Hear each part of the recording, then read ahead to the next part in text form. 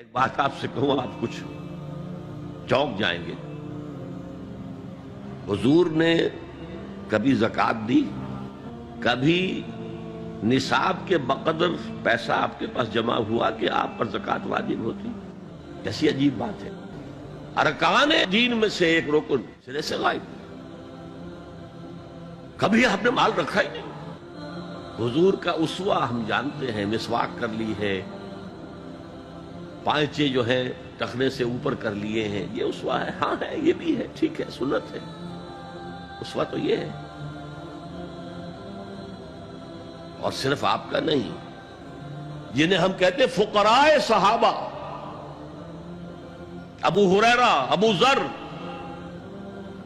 سلمان فارسی، علی رضی اللہ تعالی عنہم اجمعین، یہ فقراء صحابہ میں سے تھے، کبھی کچھ نہیں رکھا اپنے پاس۔